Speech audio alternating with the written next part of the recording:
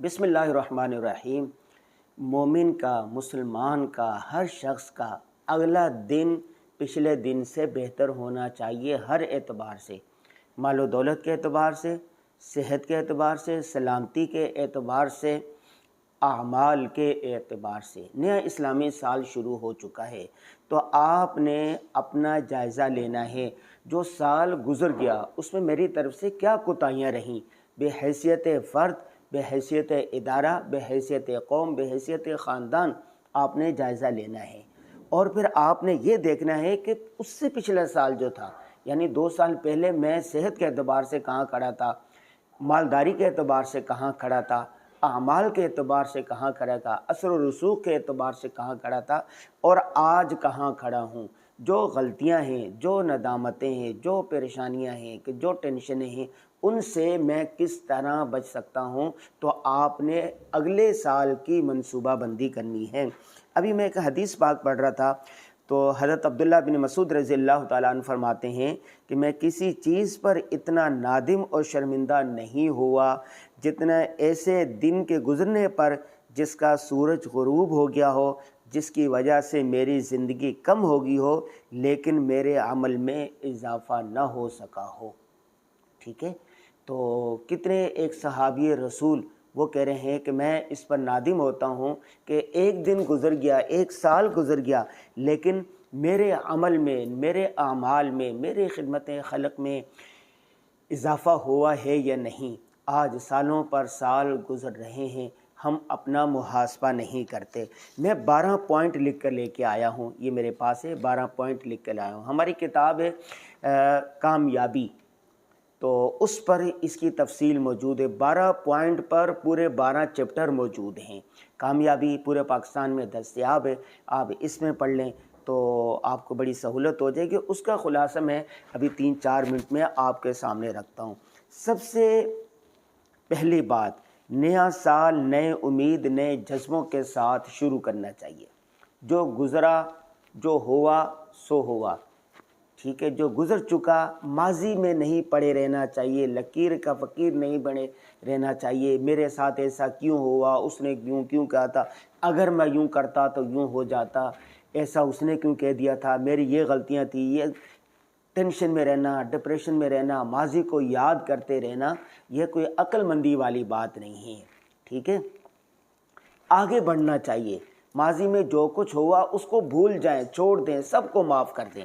تو پہلی بات یہ ہوئی کہ آپ نے اپنی نیت کو، اپنے ارادے کو درست کرنا ہے کہ ماضی میں جو کچھ ہوا سو ہوا۔ کل بنی آدم خطاء وخیر الخطائین التوابون، تمام بنی نو، تمام انسان خطا کار، ٹھیک ہے، لیکن بہترین وہ ہے جو توبہ طائب ہو جائے۔ تو سب سے پہلے آپ نے اپنے گناہوں پر، اپنی غلطیوں پر نادم ہونا ہے اور توبہ طائب ہو جانا ہے۔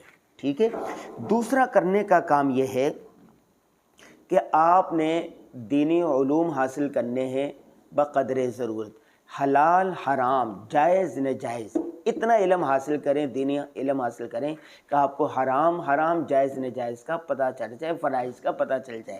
ٹھیک ہے، اگر آپ خود اتنا علم نہیں حاصل کر سکتے ہیں تو شام کے ٹائم میں مساجد کے اندر، مدارس کے اندر دراسات دینیہ شروع ہوتا ہے، اس میں داخلہ لے لیں، یا کتابیں پڑھ کے آپ خود بھی علم حاصل کر سکتے ہیں۔ آج کل تو آسانی ہے، آسان ترجمہ قرآن ہے، معرف القرآن ہے، معرف الحدیث ہے، آسان فقہ ہے، یہ ساری چیزیں۔ تو روزانہ آپ 1 گھنٹہ نکال لیں، اس میں یہ ساری کتابیں 10 منٹ، 15 منٹ پڑھیں۔ تو دوسرا کام آپ نے یہ کرنا ہے کہ آپ نے دینی علوم بقدر ضرورت حاصل کرنا ہے۔ تیسرا کام جو کرنے کا وہ یہ ہے کہ آپ نے اہداف طے کرنے ہیں۔ جب منزل متعین ہوتی ہے، منزل کا پتھر آپ کو نظر آ رہا ہوتا ہے، آپ کو پتہ ہے کہ مجھے ادھر جانا ہے، ٹھیک ہے، اہداف مقرر ہوتے ہیں، پھر اس کے لیے آپ منصوبہ بندی کرتے ہیں۔ شیخ سعدی نے کہا تھا نا، این راہ کہ تو میروی بترکستان است، اس نے کہا نصیحت کرتے ہوئے کہ میرے بیٹے، میں ڈرتا ہوں کہ تو اپنی منزل مقصود تک نہیں پہنچے گا۔ کیوں؟ اس لیے کہ جس راستے پر تو چل رہا ہے یہ عربستان جاتا نہیں، یہ تو ترکستان جاتا ہے۔ عرب ادھر ہے، ترکستان ادھر ہے، تو آپ تو ترکستان کے راستے پر ہیں، غلط راستے پر ہیں۔ اگر آپ کو منزل پر پہنچنا ہے تو اہداف کو متعین کرنا پڑے گا۔ نمبر 4، جب اہداف متعین کر لیے آپ نے تو اب آپ نے ٹائم مینجمنٹ کرنی ہے، اپنے ٹائم کو منظم کرنا ہے۔ بہت سارے لوگ ہوتے ہیں وہ تھوڑے سے ٹائم کے اندر زیادہ کام کر لیتے ہیں، اور بہت سارے لوگ ایسے ہیں کہ وہ 24 گھنٹوں کے اندر ایک کام بھی ڈھنگ سے نہیں کرتے۔ یہ کیا ہے؟ اپنے کاموں کو منظم کرنا۔ سب کے پاس 24 گھنٹے ہیں، تو آپ نے 24 گھنٹے کس طرح گزارنے ہیں؟ ایک ٹائم ٹیبل بنا لیں، اس کے مطابق آپ ٹائم گزاریں۔ آپ کوئی بھی ہیں، آپ استاد ہیں، ٹیچر ہیں، آپ شاگرد ہیں، آپ کاروبار کرنے والے ہیں، آپ کا بڑا بزنس ہے، آپ کوئی حکمرانی کر رہے ہیں، آپ نوکری کر رہے ہیں، کچھ بھی کر رہے ہیں، لیکن آپ کا ایک شیڈول طے ہونا چاہیے، ٹھیک ہے؟ یہ آپ کو آپ کے منصوبوں تک پہنچانے میں مدد کرے گا، معاون کرے گا۔ پانچویں بات یہ ہے کہ روزانہ اللہ تبارک و تعالی خالق ہیں، مالک ہیں، اللہ تبارک و تعالیٰ کے ساتھ ہم کلام ہونا چاہیے۔ ہم کلام ہونے کا مطلب ہے کہ روزانہ قرآن پاک کی تلاوت کریں۔ صبح کے ٹائم کر لیں، دوپہر کو کر لیں، رات کو کر لیں، 24 گھنٹوں میں سے کم از کم 15 منٹ تلاوت کے لیے نکال لیں۔ تو یہ جو تلاوت آپ کریں گے، اللہ کے ساتھ ہم کلام ہوں گے، آپ کے تمام کاروبار میں اس میں برکت آئے گی۔ چھٹا کام کرنے کا یہ ہے کہ اللہ تعالیٰ سے دعا مانگا کریں۔ الدعاء مخ العبادت، دعا تمام عبادت کا مغز ہے۔ قال ربکم ادعونی استجب لکم، اللہ تبارک تعالیٰ کہہ رہے ہیں میرے بندو مجھ سے مانگو، میں دعائیں قبول کرتا ہوں۔ دنیا میں دو نظام چل رہے ہیں، ایک ظاہری نظام، ایک تکوینی نظام، جو خفیہ نظام ہے اللہ تبارک و تعالیٰ کا۔ ظاہری نظام تو ساری چیزیں حالات سازگار ہوتے ہیں، لیکن قسمت ساتھ نہیں دیتی، ٹھیک ہے؟ قسمت اور لک بہت بڑی چیز ہے، تو دعاؤں کے اثر سے تقدیریں بھی بدل جاتی ہیں۔ آپ نے نوافل پڑھ کے، ذکر و اذکار کر کے، صدقہ خیرات کر کے روزانہ اللہ سے مانگا کرنا ہے، یہ عادت بنا لیں۔ ساتواں کام کرنے کا یہ ہے کہ اللہ تبارک و تعالیٰ نے آپ کو جو کچھ دیا ہے اس میں کہ اللہ کے بندوں کے لیے کچھ نکالیں، خدمت خلق تھوڑا سا کریں۔ اگر چاہے آپ پانی کا گلاس کسی کو روزانہ پلا سکتے ہیں تو پلائیں، ایک روٹی دے سکتے ہیں تو دیں، اور بھی کچھ نہیں کر سکتے تو لوگوں کے لیے آسانیاں پیدا کر لیں، اپنے چہرے پر مسکراہٹ رکھیں، خندہ پیشانی سے ملنا بھی صدقہ ہے، تو لوگوں کے لیے آسانیاں پیدا کریں۔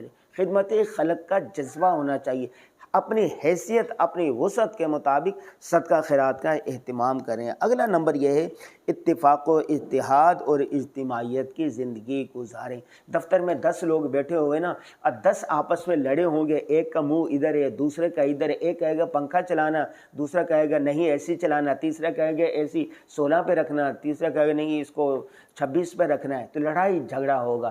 لڑائی جھگڑے کے ماحول میں، ٹینشن کے ماحول میں آپ کی صلاحیتیں اسی میں لگی رہیں گی ساری۔ اس نے مجھے یہ کیوں کہہ دیا، اس نے مجھے یہ کیوں کہہ دیا، اس نے مجھے گالی دے دی تھی، اس نے مجھے کونی مار دی تھی، اس نے میرے خاندان کو یوں کہہ دیا تھا، اسی میں جلتے بھنتے رہیں گے، اور آپ کی صلاحیتیں اسی میں غرق ہوتی رہیں گی، اور آپ کوئی تعمیری اور مثبت کام نہیں کر سکیں گے۔ اس لیے جس ماحول میں رہتے ہیں، جس جگہ پر رہتے ہیں، جس گھر میں رہتے ہیں، جس خاندان میں رہتے ہیں، تو آپ نے اجتماعیت کا ماحول بنانا ہے، دوستانہ ماحول بنانا ہے۔ اگلا نمبر یہ ہے امید کے چراغ بنے، روشن بنے، امید بنے لوگوں کے لیے۔ بے وستارِ شجر سے امید بہار رکھ، ٹھیک ہے؟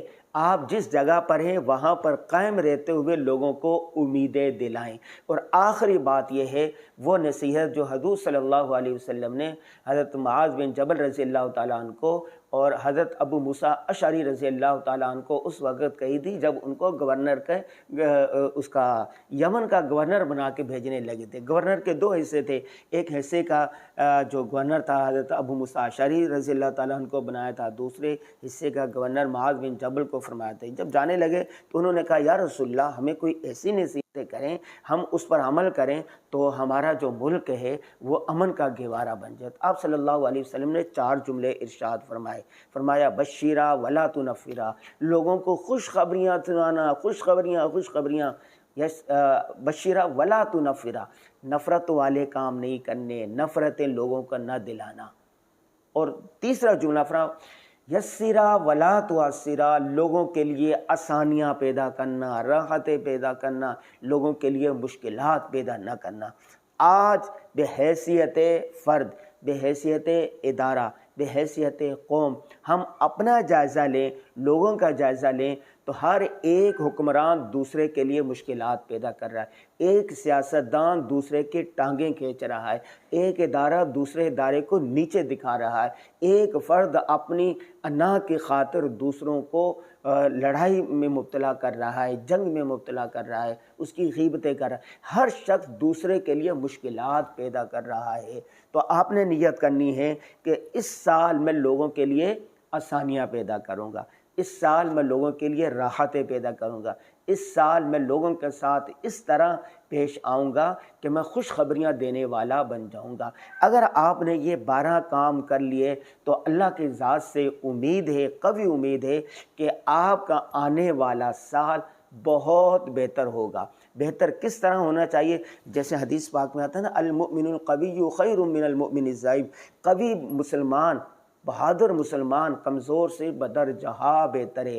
قوی ہونا ہر اعتبار سے مراد ہے، وجاہت کے اعتبار سے، مال و دولت کے اعتبار سے، جسمانی طاقت کے اعتبار سے۔ تو آپ نے اپنے آپ کو اپنے دائرہ کار میں رہتے ہوئے اپنی وسعت کے مطابق اپنے آپ کو ہر اعتبار سے بہتر کرنے کی کوشش کرنی ہے۔ آج کی اس ویڈیو کا یہی پیغام ہے۔